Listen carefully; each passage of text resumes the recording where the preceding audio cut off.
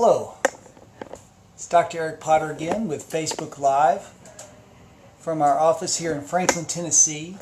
I'm a functional medicine doctor who will be answering some questions that have already been left online on Facebook about MTHFR and nutrigenomics, and also just doing a little introduction what MTHFR is.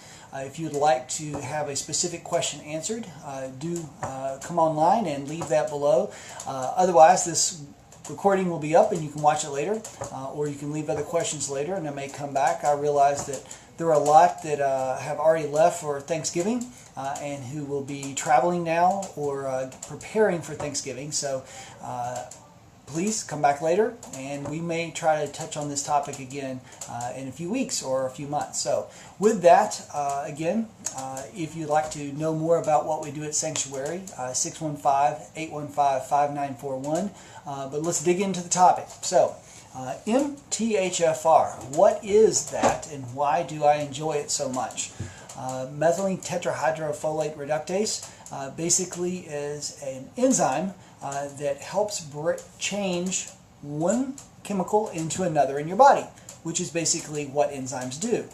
We need them for metabolism, we need them for neurotransmitter production, we need them for estrogen or other hormones to be made. We are dependent on enzymes that are made by coding from our DNA into a protein, which is enzymes or proteins, and they make changes, changes that might not otherwise occur at a fast enough rate to benefit what we need for metabolism.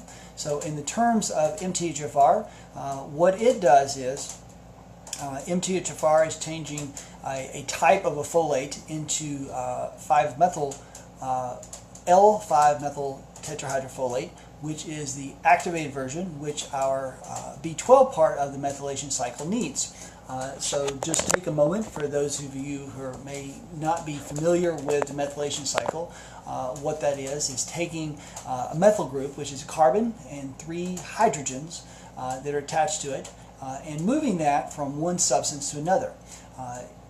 In terms of vitamins, it can come in the form of folates. Also methyl B12 carries methyl groups around, but what we want to do is get that up to SAMe, S-adenosylmethionine, which basically is the activated form of a methyl group that you can then attach using other enzymes called methyltransferases like COMT or PEMT or GAMT, any of those enzymes that ended M as in mom, T as in Tom, or potential, probably that's what they are in terms of the terminology. They are taking a methyl group and putting it on somewhere else.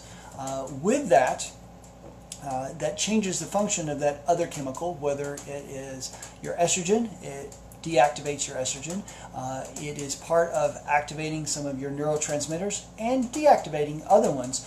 So for example, it's used in the process of converting serotonin, which most people think of as their anti-anxiety, anti-depression, feel-good neurotransmitter, and helping that to be converted to melatonin, which you need for sleep. So that's one of the reasons why doing a 5-HTP product can also help you sleep, is because you are also boosting your melatonin through the process of methylation. So there are several ways, and there are actually tons of ways that our body uses methyl groups. But it all depends on this little thing called the methylation cycle. If you've ever watched or looked on Ben Lynch's site, he's one of the main ones that has promoted this. You can see a lot of the pathways, or maybe you've had your genetics done, where you've looked and say, oh, what is underlying some of my health issues? You're looking for explanations. So the methylation cycle plays a part in that for many of our patients. Now, before we talk any more about the methylation cycle, a good place to stop and pause and think for a moment is, so many patients come to us like, well, is my MTHFR causing my health issues? Maybe, but maybe not. So 30 or 40% of the population has some form of MTHFR in them as far as their genetics. So it's 677, which is the more prominent, more well-studied, the more impactful one, or 1298. 677 slows it down. One copy of that on your bases slows it down by about 30%. Two copies may slow it down by 60 to 70%. 1298, on the other hand, only slows it with one copy 10 to 15, with two copies maybe 20 to 30%. But there's some indication that the reverse reaction is actually worsened with 1298, and that's a bigger issue. So with that, it may not just be MTHFR, it could be others, or it could be one of those types of MTHFR. So when we talk about MTHFR, we have a better understanding as far as percentages, but then we go outside of that and look at a number of other enzymes. So think in terms of a road going down a street or a town, where you're looking at roadblocks or red lights in that town where possibly MTHFR is slowing things down, but you could have MTR or MTRR, which are kind of the same enzyme with two different functions, which take the methyl group from 5-methyl tetrahydrofolate from the folate side to add it into the B12 side. So with that, you need to process that around the two circles of the methylation cycle. If the MTR, MTRR are not handling B12 very well, you may have plenty of methylfolate or plenty of folates and still not be functioning well into the methylation cycle as a whole. So then, even if your methylation cycle, all the MTRs, the MATs, the AHCYs, the CBSs, the MTHFDL1s, the DHFRs, all these different letters are functioning, if the enzymes that then use those methyl groups are slow, like COMT, if you're homozygous for the slow 158, or the other ones, you may find that, oh, you got plenty of methylation, but you can't use them. So when we're talking about the methylation process, you may be functioning well in one area and not another. You may be functioning well in one body organ or tissue and not another. So with that, you've got to step back and look at the whole picture. So that's why we don't do a whole lot of just testing for MTHFR, although if we feel like that may be playing a part, we will look at that. The other thing we don't do is just depend purely on SNPs. So you can go online to a lot of places, and even people, health coaches, nutritionists say, oh, give me your SNPs and I will tell you exactly what you need to be eating. I will tell you exactly what you need to be taking in terms of supplements. But the problem is, if you can have MTHFR, but there's not a lot of stress on that system.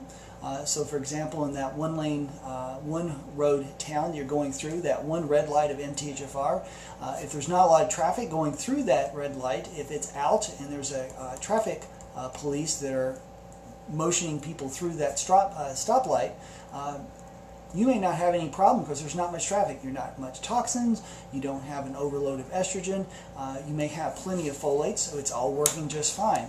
However, if you catch that MTHFR red light being out and you aren't getting enough folates, possibly that could be a slowdown and causing you to have effects. So then people say, well, what are some of those effects of MTHFR?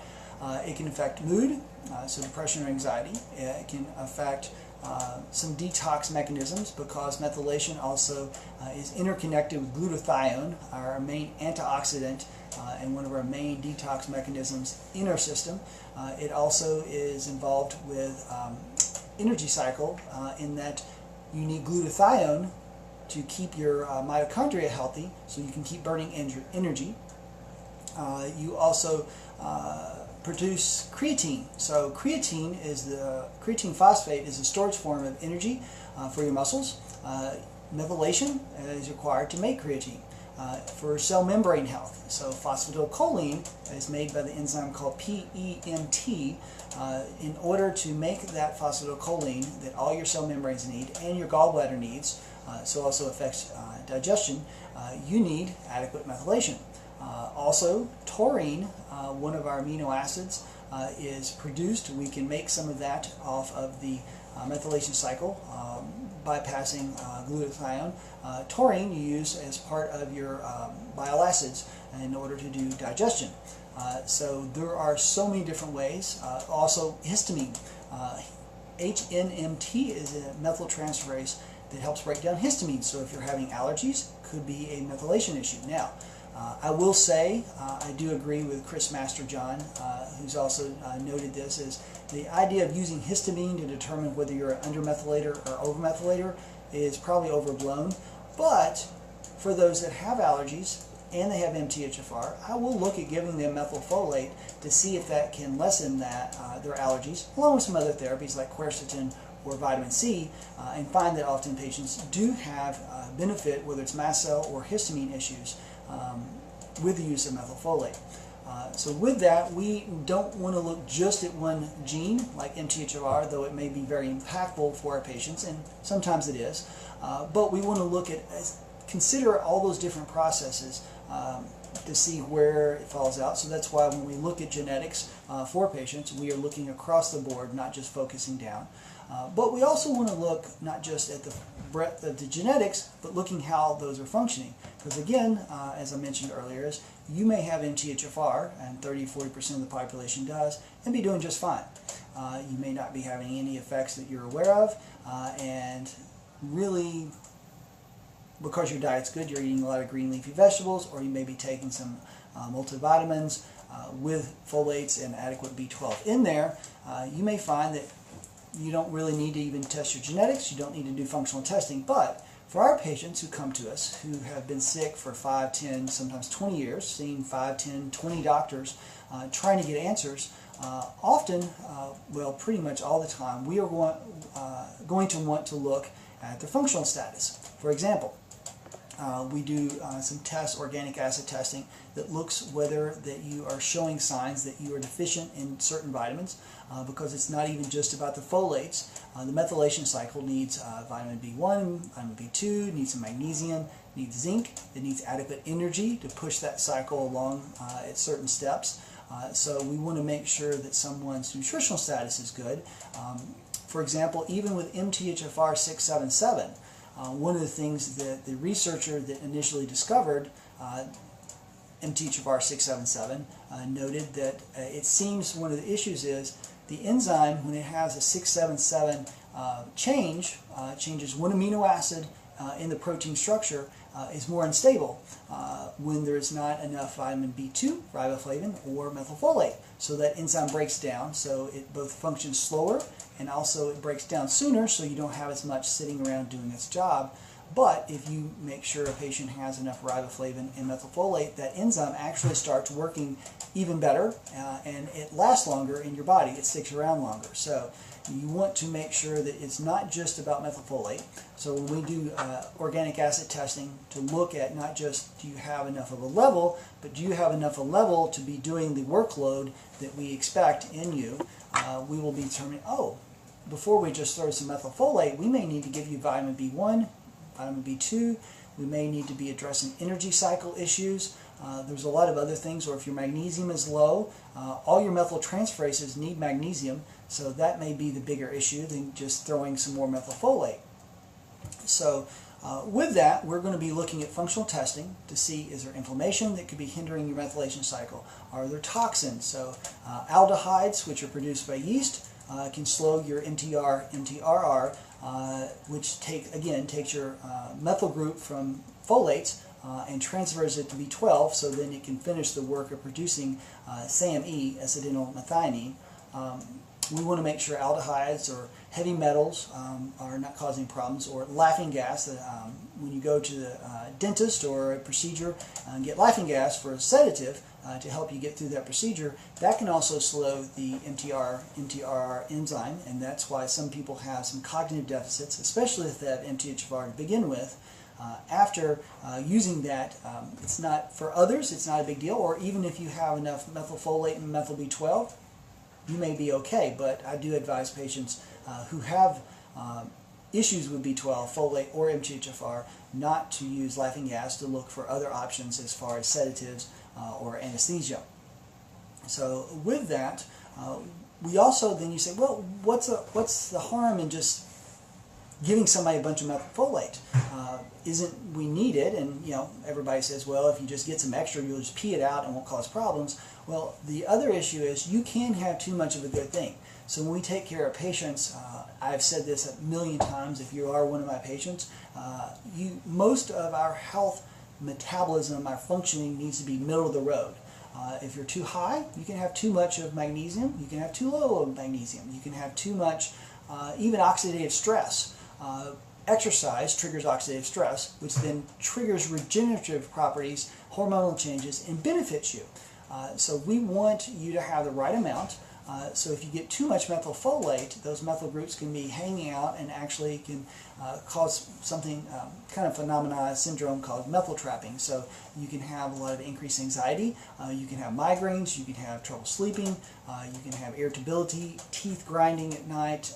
So a lot of patients will come to me, they went to a doctor who was willing to test for MTHFR, but instead of taking the time to get the right dose, say starting at 500 micrograms, 1,000, 1,500, they say, oh, here, take a pharmaceutical, 5,000, 7,500, and those patients just, whoa, they go crazy, like, this can't be right. I've got MTHFR, but I can't take methylfolate. Well, sometimes it's fact, you just need little bits, and even those patients who I do get up to maybe taking 5,000 because it does help them, and they see improvement in their symptoms, I may take a few weeks to work them up to that dose, just going 500 microgram increases at a time.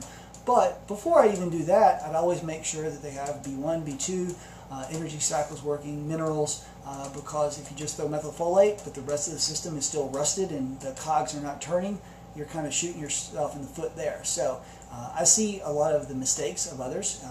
I'm not going to disparage them in the fact that they didn't have the time or take the time to really understand it. They were trying to help, and I'm glad they're at least willing to do the test, but we do need to have some recognition that you can get too much methylfolate, or you can jump the gun, or also jump the gun and not give the other B vitamins first, or possibly maybe you've got plenty of those nutritional factors, but the bigger issue is you've got aldehydes or toxins, or even mycotoxins can interfere with your ability to produce glutathione, interfere with the methylation cycle. So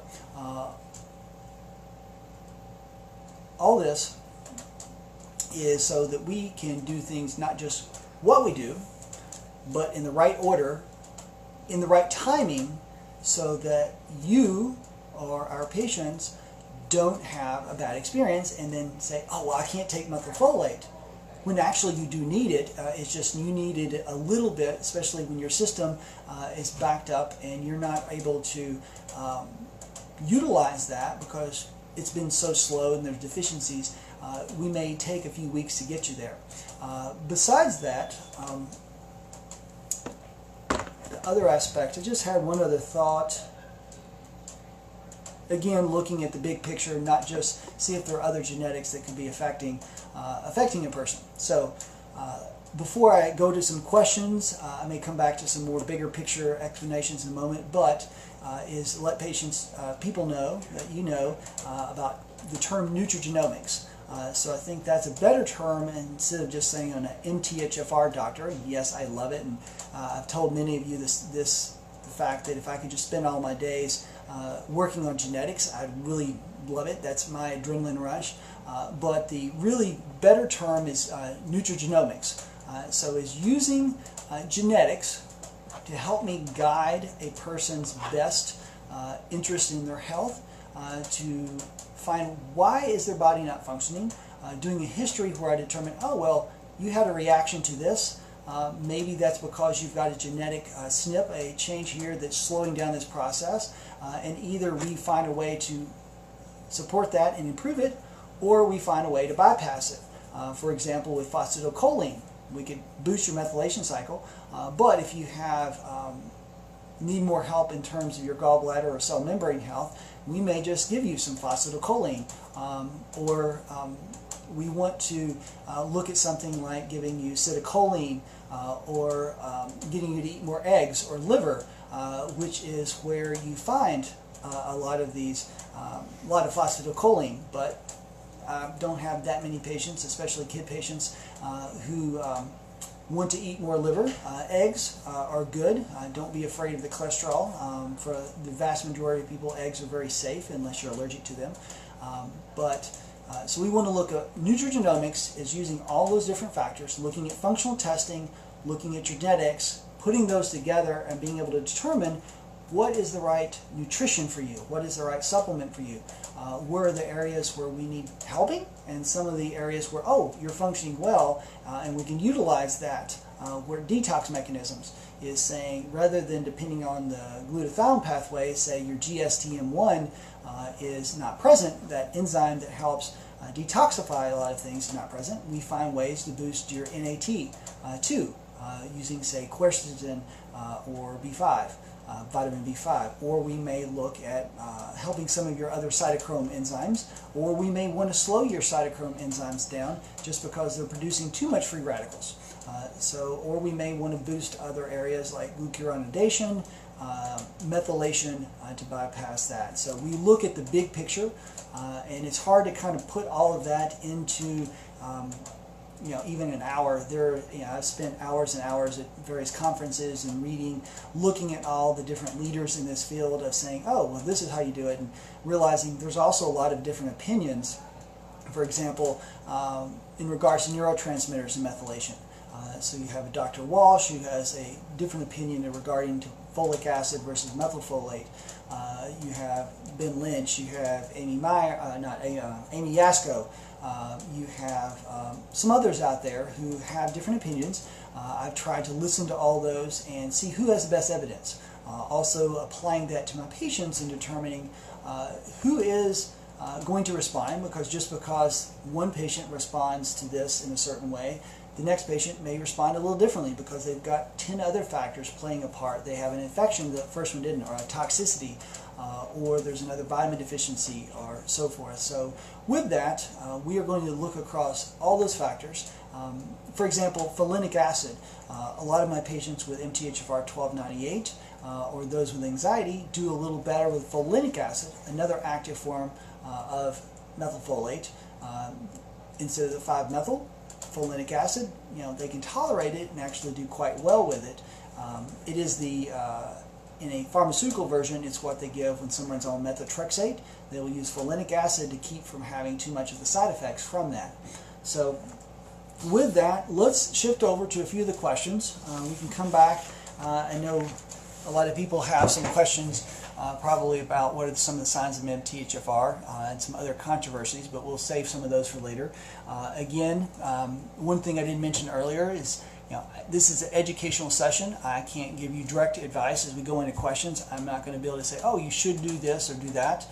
If you're one of my patients, I can talk to you directly through our portal where we interact with patients, or during a visit, and advise you because I know your test. But if I haven't seen your test, don't know your history, I'm not going to venture out there and try to give you bad medicine.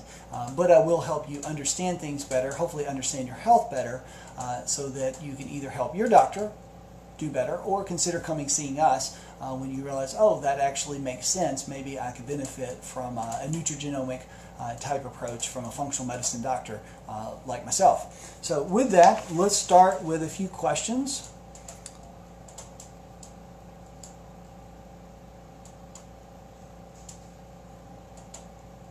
So this is from Diane about my daughter is hetero for 1298. What are the biggest health implications with this mutation? Also, after doing a NutriVal, she is in high need of folic acid. What kind of supplementation, other than clean leafy greens, beans, and legumes, should she supplement with? I believe a regular B supplement will not convert well. Thanks. So, again, we have the MTHFR 1298, the version that is not quite as severe as 677, but it does seem, besides benefiting a little more with folinic acid, it is something I see a little more with anxiety, depression symptoms. I feel like even more so than 677. What are some of the biggest health implications? So I think it is more mood related. It does not, unless you have 2 copies, it does not seem to slow things down enough to interfere with detox or some of the other problems, whether it's hormonal imbalance or neurotransmitters, unless you have other SNPs that would be combining with it. So after the NutriVal, she's high need of folic acid. What kind of supplementation? So green leafy vegetables are a big source. And again, though, you can eat sources of downstream methylation. So the only thing out there is not just methylfolate. Phosphatidylcholine, I mentioned, or acetylcholine, forms of choline which are in eggs and liver, will help you boost. So if you're, depending on who you talk to, there's debate over whether you use your methylation to create more creatine or make more phosphatidylcholine, more choline. There's a lot of, depending on which study and probably which organ you're looking at, part of the body, and determines which one of those it is. But if you're wanting to produce this much of phosphatidylcholine and this much of creatine, and you need that much methylfolate with it, it may be that, instead of giving more methylfolate because you back up and have some side effects from it, we go over here, do some phosphatidylcholine. So instead of needing to make this much, you only need to make that much, and then you can actually make your creatine function more, or use it in other places. Or you can also, a lot of athletes will use creatine in terms of muscle building because it does improve muscle energy slightly, and there is some performance enhancement with that. But it's something you have to typically take 2 or 3 times a day. But it is something you can do more creatine and kind of bypass your need or intolerance to methylfolate, but yet getting more methylfolate, so then you can use those folates, say, for estrogen detoxification or mercury detoxification and so forth. So those are some other ways to do that. And then just her concern about regular B supplement will not convert well. So I get a lot of questions about what's the best form of B12. Well, number one, I would not do cyanocobalamin. It produces a cyanide group, which is very tiny amounts, but if you're already tenuous in your energy metabolism or your functioning, don't need to add one more bad thing on there, even if it's small.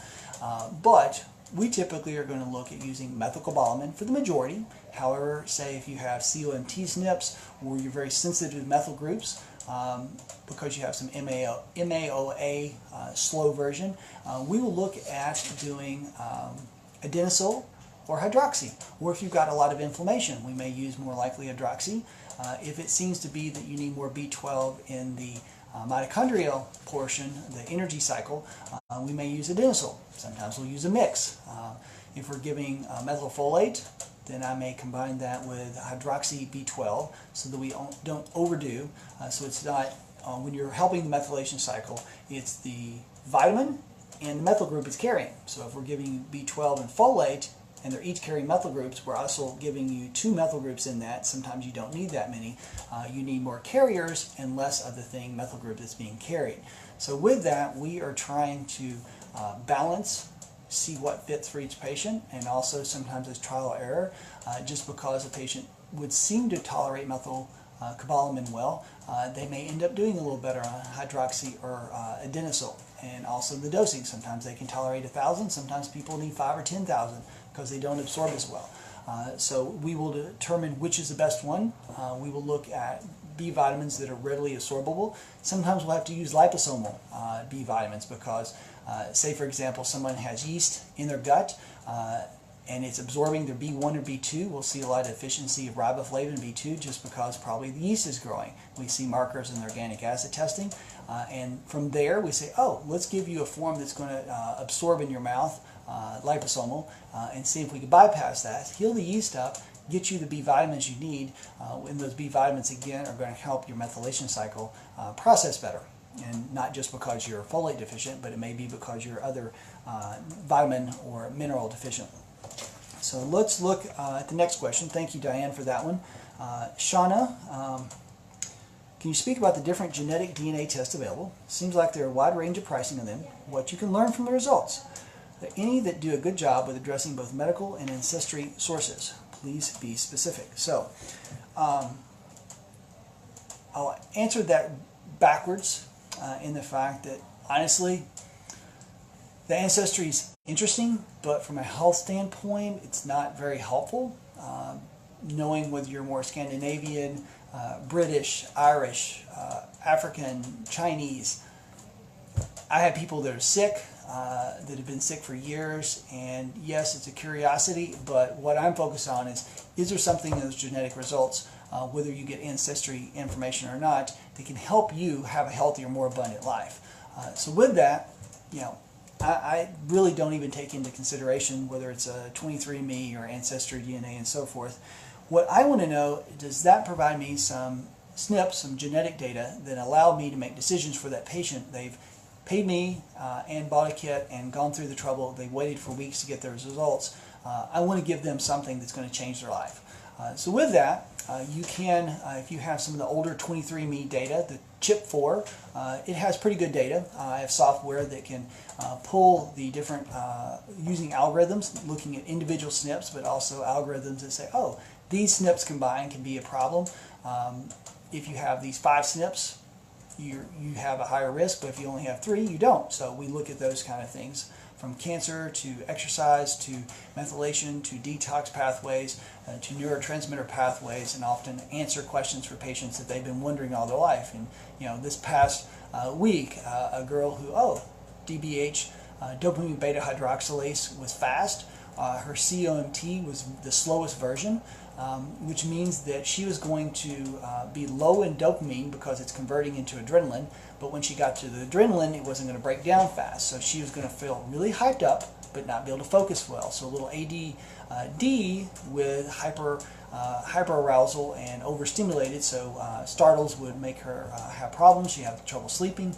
So with that information, then I can start looking at how we can supplement, speed up her COMT with a little magnesium, improve methylation there a little bit, help then later come back again in the right order, maybe give a little tyrosine that would help boost her dopamine so she could focus. Also making sure there's nothing else getting in the way of those processes happening. So with that, which test do we use? If you've got old 23andMe data, it's very helpful. There's some other ones we occasionally use. 23andMe has had best list up until they changed in the past year to CHIP5. So we no longer, if somebody doesn't have genetics, we no longer recommend. We have a different company that we work with that basically has taken that whole list and then does their own genetic kit, and then they send us the information, and we're able to process through that software and can actually get the same answers we did from the old 23andMe without having to piecemeal. They took out, with CHIP5, they took out about 20 or 30% of the useful SNPs. So that's what we look at. Now you can also do exome sequencing. In the past, the prices were in the $1,000 range. They're coming down to where you can do that for a few $100s. So you can look at Dante Labs, where they have a special $199 for an exome, meaning not just SNPs, 20,000, but you actually get a few million SNPs. I have not seen their software yet.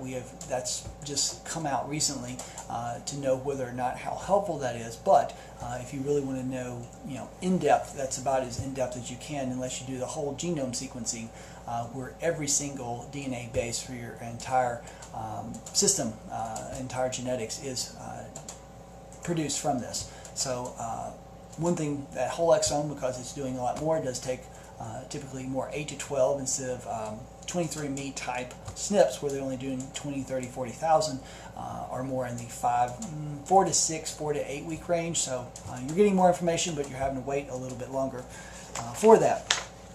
Now also we will sometimes do just MTHFR, COMT if there's a reason why it would be helpful to know in a particular patient, or if they just want to know, we can help them understand their health better and do those individual without doing the big.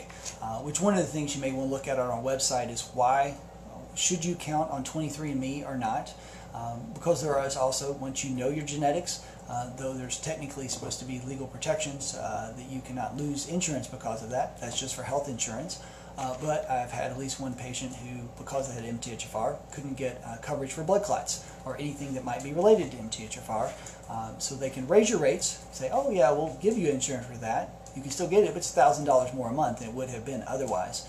But it's also life insurance, other types of insurance are not protected. So before you do that testing, make sure you want to open that can of worms, because it also affects, if parents get testing, it's going to reveal potential answers for their children who may not want to know, because it's causing them to lose some insurance. So consider that before you go all out, and that's why I do like to talk to patients before they just go and say, well, should I order my test before I come see you? It's like, well, let's talk about, 1, do you really need it? 2, do you really want to open up that can of worms and know for sure? Because there's also information. It's like, well, if you can't change it, why do you want to know? So we walk through that before we go all full out on ordering genetic testing. So then another one from Linda. Do SNPs change over time? How often should testing like NutrVal be done? Is it necessary to update genetic reports? Like from Live Wello. All right, thank you, Linda, for that question. SNPs do not change. How they're expressing may change, but SNPs are a permanent change in your DNA unless you do some genetic engineering, which they are working on that, but it's not mainstream, and I wouldn't recommend it because you might change something you don't want to change. I would not mess with that at this point. So they don't change, but how they're expressing. So a SNP may control the enzyme, whether it's produced in the right way or in the right amount. So that single letter change in your DNA may change an amino acid in the protein, which then changes how fast that protein works. But it can also be in a partner, makes absolutely no difference. Or it could change how long that protein lasts in your body a week. You may have a SNP that changes it where it lasts 1 day. So the amount of the enzyme protein is less. Or it could change how strong, say, collagen is in your connective tissue. So it could change not just the enzyme function, but it could also change a structural function so that your body's not able to build as strong of bones or ligaments or tendons. So there's a number of issues out there where hypermobility, people's collagen are more extensible, so they can stretch your skin out like Elastic Man. It comes out literally very far, or they're double jointed where they can, kind of twist themselves into a pretzel, put their hands on the floor, their elbows bend backwards, their knees bend backwards. They are at risk for higher injury to those joints and having more joint problems. So with that, again, they don't change, but how they express, because if you get enough nutrition, you may overcome some of those SNPs so they aren't causing you issues. And then how often should testing like NutrVal be done? It's necessary to update genetic reports. We do a lot of NutrVal tests from a company called Genova that is the organic acid testing. Also includes omega-3, 6, 9 ratios, trans fats. It's looking at a few toxin markers, energy cycle, minerals, and also whether you have some heavy metals. We do that often, probably 80 to 90% of our patients have at least once. Depending on how bad it was, how bad the report was, we may repeat that in 6 to 12 months. First, we're going to try to look to see how a person responds symptomatically. If they're doing really well, we may not do it at all because we feel like, yep, we hit it on the head. If somebody's like, well, they're better, but we're not quite sure, there's still some symptoms or new symptoms, we may repeat that to see if there is a change. Or if something is really abnormal, we want to see if those things went away, especially, say, for mercury or lead toxicity or tin. We want to see that those levels go down in the 4 to 6 to 12 month range. Is it necessary to update genetic reports? For example, the software I use, they will update if there's any new information, so you may want to look back every month or two to see, oh, has there been a new SNP added? Has there been new research? Has there been something discovered that would change? So it's not necessarily that your SNPs have changed, but what we know about SNPs may change. So it is good to kind of keep a peek at that. About once a year, I will sometimes have patients where I look back and see has anything been added to the report from whether it's LiveWello or the 2 different softwares I use. Another question here.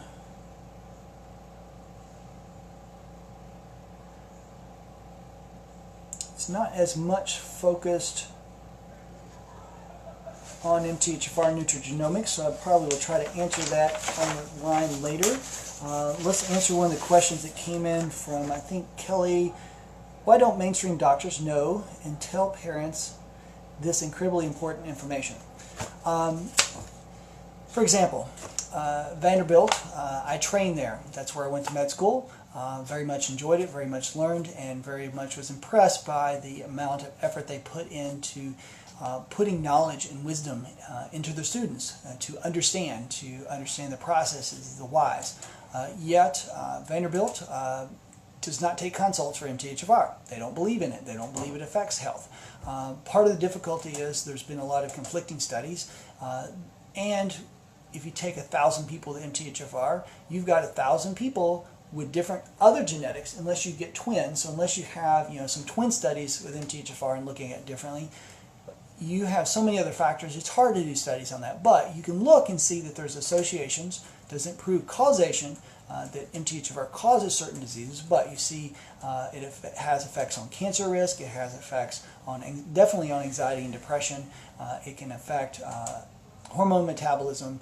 There's so many different things it does affect, but the type of medicine I do, we have each of our first 2 visits at Sanctuary is 90 minutes each. So if you haven't been here, at your first visit, we are spending 90 minutes going over, about an hour going over your story and then talking through a plan, physical exam and a plan for how to get testing, get further answers. And then another 90 minutes explaining what the plan is, explaining your test results so you understand it better than if you just have a list of tests in front of you but not sure what any of them mean. That takes time. Insurance doesn't reimburse that. Doctors have to take time to learn it. It's not easy. It's not, oh, you've got an x-ray, you got pneumonia, let's give you antibiotic. That's easy. It's not wrong if you've got 104 fever, you're coughing up phlegm, and you've got a chest x-ray with shadows in it. Yeah, you need that. But the kind of medicine we're doing is where we're spending time understanding somebody's life story, digging in so deep. Some patients will say, oh, you know me better than practically anybody else, just because you know my mom had amalgams, silver fillings, when and a C-section, and then we did travel to Costa Rica, and I got sick when we were in Belize. So we know all those things, and we can incorporate that all together. You can't do that in a 15-minute visit in mainstream medicine, and also mainstream medicine is more intent on using pharmaceuticals. The vast majority of what we're doing, probably 80, 90, or maybe 95% or more, is nutrition-based, using supplements, herbs, nutrition, dietary changes, and that takes time. That's why we have a nutrition counselor with us that helps us implement those changes, so that it's not just me explaining it, but you have somebody who's an expert in what foods contain which nutrients.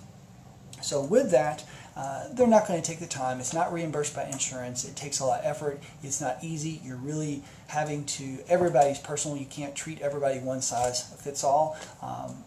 And you really have to understand. You can't just do a protocol or take the consensus statement from the latest group, what they had to say. So it is something that I wish more would recognize it, but I'm glad there are some out there that are beginning to.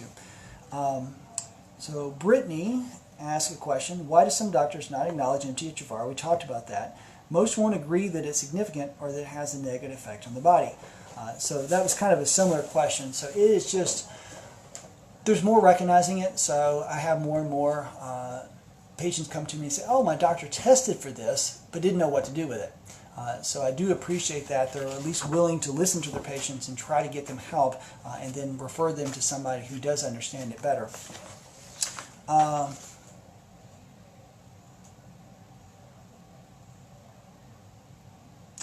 Looking to see if there's any specific other nutrigenomic or MTHFR questions. So this is from Jill. I have the MTHFR gene mutation, which explains my lifelong battle with anemia, vitamin D deficiencies, as well as not being able to process folic acids. More common than you think, and research continues because of the links that found between it and neurodiverse disease, such as anxiety, depression, bipolar, autism, ADHD, and ADD.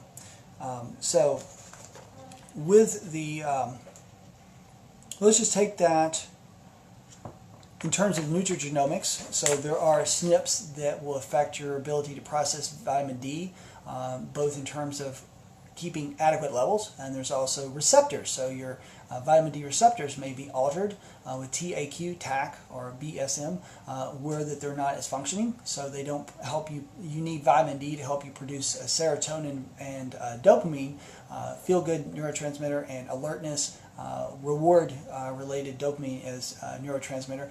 If you have vitamin D receptors that are not the best, that's going to affect that. For another example of another SNP that can interfere here as far as processing folic acids, DHFR, dihydrofolate reductase, that helps you take food-based folic acid, which is in food, and bring it into your system and process it so that it becomes 5-methylfolate.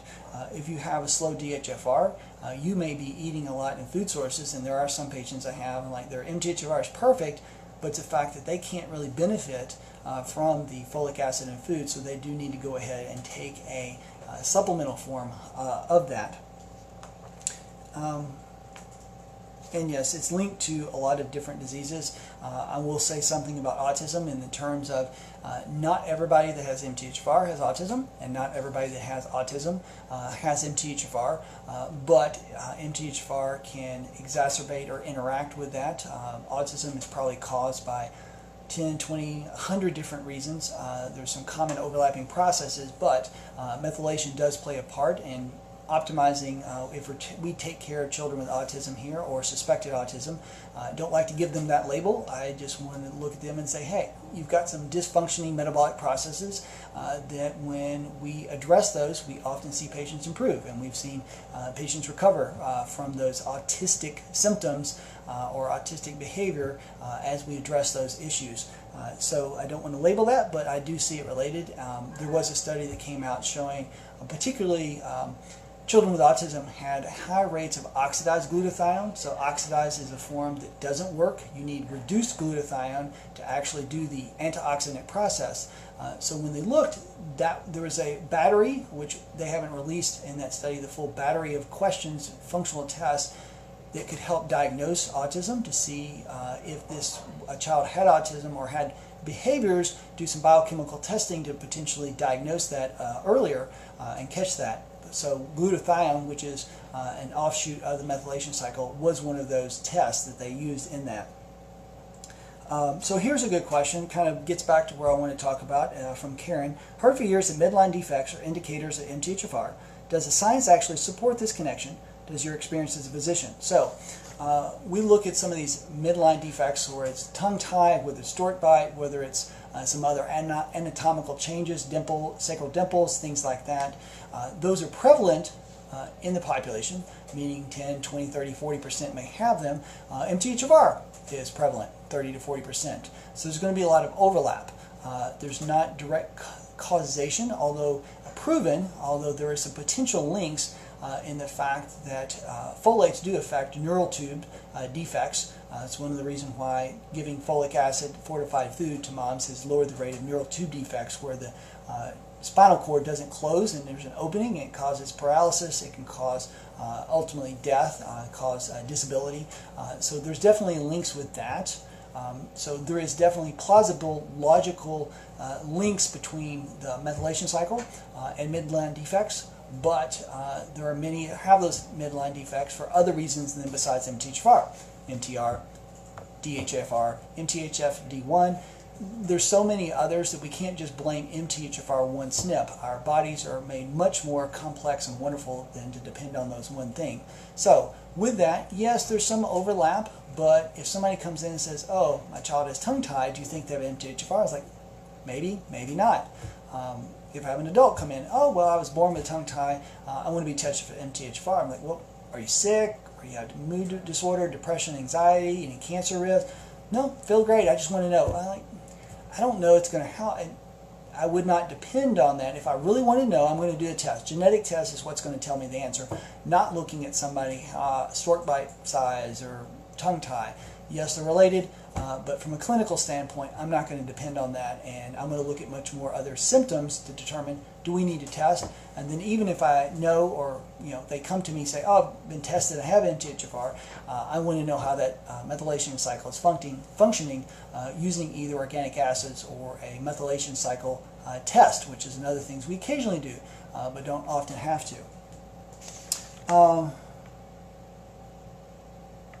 And this, I'm going to repeat Callie saying that she is hearing conflicting answers about how to supplement when there's MTHFR and COMT. Do you agree to take adeno and hydroxy forms over methyl? So typically, if someone has a slow catechol O-methyltransferase, COMT, I will consider hydroxy or adenosol, especially if they have some concomitant inflammation. HSCRP is up or they have inflammatory symptoms, I will often use the hydroxy first in terms of helping that, or if it's more energy related, I may look at the adenosine. But yes, I do find that from a clinical standpoint, a lot of those patients cannot tolerate methylfolate and methyl B12, so I will give either folinic plus one of the other forms of B12 or methylfolate and hydroxy or adenosine, and not give double whammy on the methyl groups,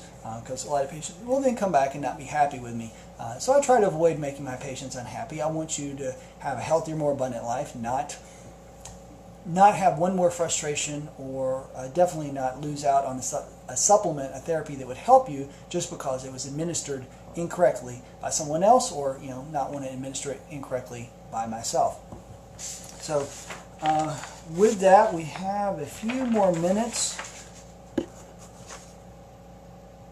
Trying to see, I think that's the questions.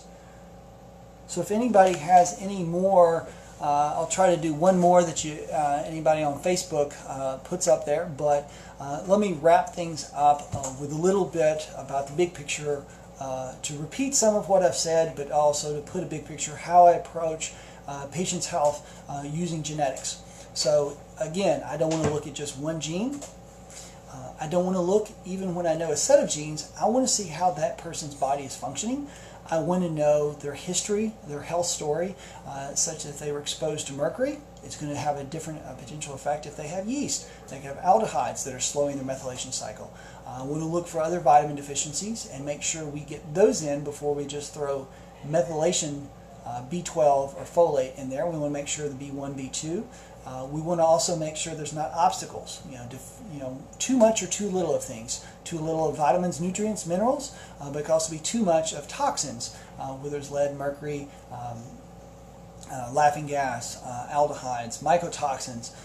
We also want to see, does somebody have a particular need for increased use of something? So maybe they are trying to detoxify and they need more glutathione, so we need to boost that up. We may give them glutathione. We may give them alpha-lipoic acid that helps recycle the glutathione. If we find that they have their modifier of the glutathione synthetase may need some help with biotin, so we can actually help them make more. Or they may be low in cysteine, which cysteine, glutamine, and glycine are the 3 amino acids that goes into making glutathione. We may boost up their cysteine with N-acetylcysteine and find that they are making more and detoxing, which N-acetylcysteine, which in mainstream medicine is used for Tylenol toxicity. Well, it's because it helps you make more glutathione, which you use to detoxify Tylenol, which is one of the reasons why we don't necessarily recommend for taking a lot of Tylenol, if any, just because it depletes your glutathione if you're taking much. Even one dose might, but definitely several doses in a row can lower your glutathione levels. So we approach looking at the whole person, getting a full history, putting all that together. Then if they're wanting to do genetics, or we feel that's appropriate, then we will coming back and put that genetics into how they're functioning in our program. It's an extra cost, but you get an extra 30-minute visit where we do nothing but talk about how your genetics for that incorporates. So I'm going to question from Amy to kind of wrap things up here towards the end is, someone's thinking they have this mutation, can't afford to get treatment. What are some good resources they can go to, educate themselves until they are able to afford treatment? So one thing I do want to mention is there's a site called eFund Your Health, which allows you to do crowdfunding for alternative health. There's a lot of the health crowdfunding that does not allow alternative use for alternative medicine practices, but they do. That's what they're designed for. So you can raise money. They do. If you donate it to the organization, it actually is tax deductible. You can donate it to a specific person, and it's generally set up to where if you raise, say, 1,000, it gets matched another 1,000. So technically, you get double what you're able to raise in that. So, yep, Stephen has put that link down there. We have a number of patients who are using that. It seems to be a pretty good process so far. But then if that's still something that's out of your reach, like I mentioned earlier, Ben Lynch has a lot of good resources from Seeking Health. Amy Yasko has some good ones. She focused a lot on CBS, an enzyme that I don't think is that impactful, and I found others don't feel like it's that important of an enzyme. But she does recognize other SNPs that I do agree with. There are Walsh from a neurotransmitter. Anxiety has a little different view than Ben Lynch. Not completely, but that's another good resource that you can look out there to learn more about it. I'm going to be working on some more educational resources here in the 2019 as part of my plan for mold and MTHFR and other nutrigenomics. So hopefully you can come back and get some help from me, even if you're not seeing me as a patient. Learn more about your health. And you'll be able to do that. So those are some good options out there. You get a good biochemistry textbook and look at the methylation cycle if you want to get, there's a clinical base, I can't remember the author, it's one I have, which will make sure I don't have it on my shelf. Nope, it's not there, it's at home. Do more of that reading at home, but it's a clinical biochemistry, so you can actually read through the different processes in light of clinical cases, not just pure biochemistry, which I get excited about. I understand not everybody enjoys looking at how different molecules get taken into other ones for processing in our body by enzymes, but I enjoy that. But if you do like that and enjoy that kind of stuff, that is a good book. So with that, we are going to be wrapping it up. Just invite you, if you have some health issues that you've not gotten answers for, we are here. We are taking new patients. Hans and I, Hans is my physician assistant, are accepting patients for these different issues. And we also have a hormone program. Beth York helps patients whose main issue is the hormonal imbalances. We are taking patients. Stephen, 615-815-5941 can help you with that. If you have other questions, or a few that were not related to nutrigenomics that I will try to answer online later. But I wanted to keep this focus on more of the genetics, genomics issues. So thank you for joining us. Last thing I'll say is I hope you have a blessed Thanksgiving. Enjoy some green leafy vegetables. Try to enjoy good healthy options and not necessarily just take every last thing that is thrown at you because it does affect your health. But do want you to celebrate. We have a lot to be thankful for. It's been a great year here at Sanctuary, and we are looking forward then to 2019 in all the ways that we can help improve both our care of patients and our education continuing Facebook Lives on here. So that's another thing I'll say. If you have ideas for Facebook Lives for